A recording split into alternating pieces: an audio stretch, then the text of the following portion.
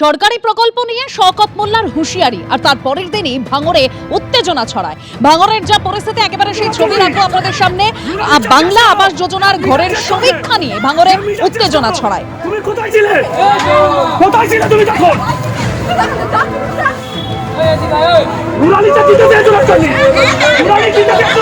ভোগালী 2 পঞ্চায়েত এলাকায় আইএসএফ তৃণমূল বচসা হয়, হাতাহাতি হয়। বেছে বেছে তৃণমূল নেতা কর্মীদের ঘরের সমীক্ষা করা হচ্ছে।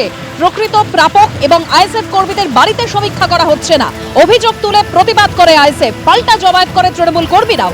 ঘটনাস্থলে গিয়ে পরিস্থিতি নিয়ন্ত্রণে আনে কাশীপুর থানার পুলিশ। না জিতলে সরকারি প্রকল্পের টাকা বন্ধ, এরকমই হুঁশিয়ারি দেন শওকত মোল্লা। গতকাল তার হুঁশিয়ারির পর আজ ভাঙড় উত্তপ্ত।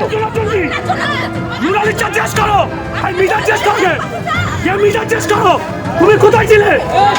কোথায় ছিলে তুমি তখন?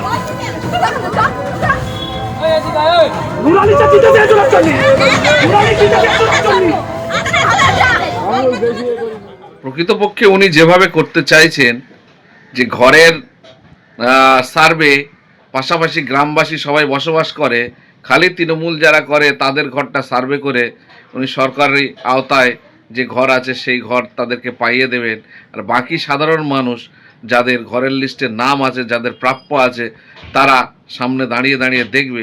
এটা তো হবে না, প্রতিবাদ নিশ্চয়ই হবে। আজকে হঠাৎ করে আইসিআর এসে বলছে ঘর আমরা দিয়েছি, আমাদের ঘর আগে হবে, তৃণমূলের ঘর হবে না। তৃণমূল সরকারের যে মানে যুবকরা রাস্তায় নেমেছে এবং আইসিএফ এখান থেকে ওরা কবরে ঢুকে গেছে, আর ওরা উঠতে পারবে না, এটুকু আমি বলতে পারি। যদি ক্ষমতা দেখে ওরা নওশাদের ফোন করে ওরা ঘর লেখ দিদিকে বলে ঘর নেবে, আর ওদের ঘর আগে দেবো, আগে আমাদের ঘর হবে কি? আমরা এখানে ক্ষমতায় আমরা ঠিক করবো কাদের ঘর ঠিক আগে দেবো। আইএসএফ এর আমরা ঘর দেবো না। আইএসএফ যারা করবে তাদের ঘর হবেই না। না জিতলে সরকারি প্রকল্পের টাকা বন্ধ। গতকাল ঠিক কি হুঁশিয়ারি দিয়েছিলেন শওকত মোল্লা, শুনুন। আমাদের এই ভাঙড় থেকে 3টে অঞ্চল আমরা হেরে গিয়েছিলাম। আমাদের সরকার সেই 3টে অঞ্চলের ঘরটাকে পুরোপুরি বন্ধ করে দিয়েছে। দাদার খাবে আর মামার গাইবে, বলবে ওটা মমতা বন্দ্যোপাধ্যায়ের বাবার টাকা।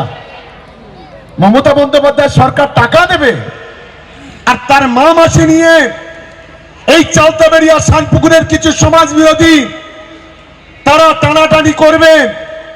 আমরা বলছি টাকা আমরা বন্ধ করে দিয়েছি, যদি হিম্মত থাকে বাপের বেটা হও, সেই টাকা নিয়ে নাও, দেখি কত বাপের বেটা আছো তোমরা। আগামী দিনেও আমি পরিষ্কার বলি, আমাদের এই অঞ্চলে সিএমআরতে যে নাম এসছে, আমি প্রত্যেকটা নেতার কাছে অনুরোধ করব, আইএসএফ এর একজন না যেন টাকা পায়, তার ব্যবস্থা আমাদের তৃণমূল কংগ্রেসকে করতে হবে। পরবর্তীকালে কৃষক বন্ধু, লক্ষ্মীর ভান্ডার টাকা পাচ্ছেন, দেখা যাবে সেটা। কারণ এই টাকা কেন্দ্রের বিজেপি সরকার দিচ্ছে না, এই টাকা নওশাদ আব্বাসের মতো দালালরা দেয় না, এই টাকা মমতা বন্দ্যোপাধ্যায় তার রাজস্ব কোটা থেকে বাংলার গরিব মানুষের হাতে পৌঁছে দিচ্ছে, বাংলার মানুষের মুখে হাসি ফোটাচ্ছে। আপনারা শুনলেন গতকাল শওকত মোল্লা ঠিক কিভাবে হুঁশিয়ারি দিয়েছিলেন, আর তার এই মন্তব্যের পরই আজ ভাঙড়ের পরিস্থিতি উত্তপ্ত হয়ে ওঠে। বিরোধী দলনেতা শুভেন্দু অধিকারী কি বলছেন শোনাবো।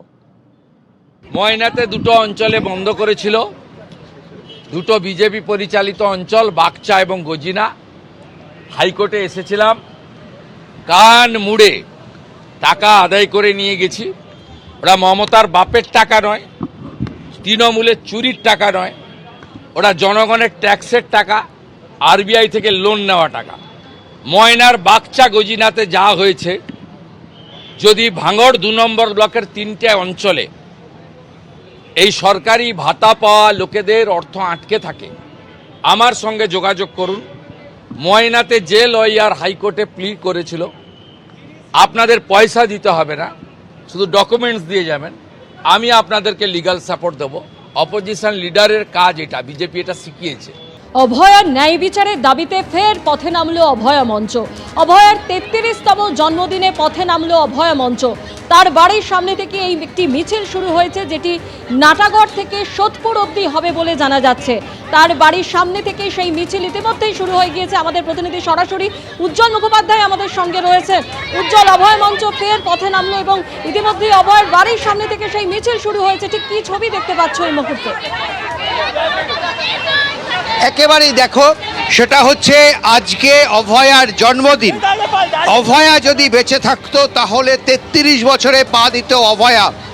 এই দিনটাকে কিন্তু বিভিন্ন সামাজিক সংগঠন, একাধিক সংগঠন এবং অভয়া মঞ্চ তারা এই দিনটাকে তাদের মতন করে পালন করলেন এবং অভয়ার পরিবার, অভয়ার বাবা মা তারাও কিন্তু ছিলেন।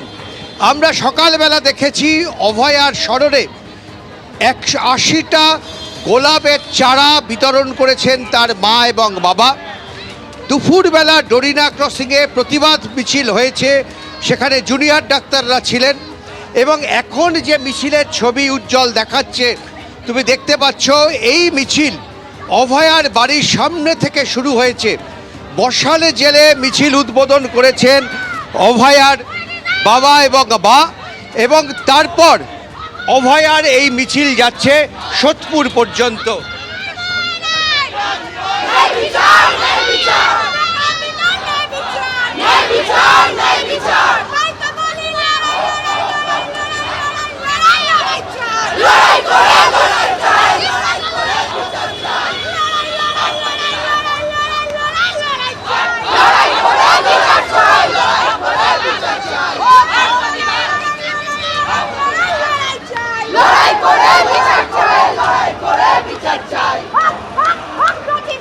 মিছিল যাবে সোদপুর পর্যন্ত এবং সেখানে দাঁড়িয়ে আজকে এই মিছিল থেকে যে শপথ নেওয়া হলো তা হচ্ছে অভয়ার বিচারের দাবিতে এইভাবেই রাজপথে থাকবেন প্রতিবাদের মানুষজন এবং তাদের দাবি অভয়ার বিচার চাই।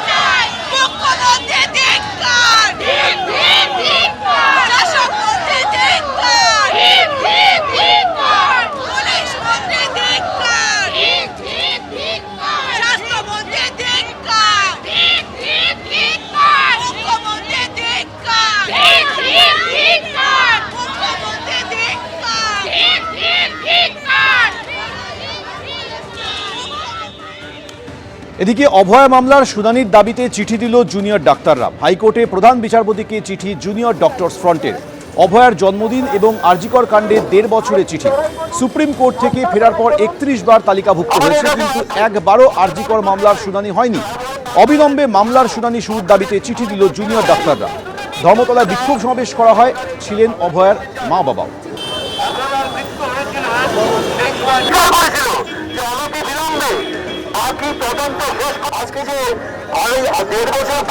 অন্যদিকে আরজিকর মেডিকেল কলেজে ভয়েস অফ অভয়ার তরফে বিশেষ অনুষ্ঠানের আয়োজন করা হয়। অভয়ার স্মৃতিচারণায় এই বিশেষ অনুষ্ঠান। এবিপি আনন্দ, এগিয়ে থাকে, এগিয়ে রাখে।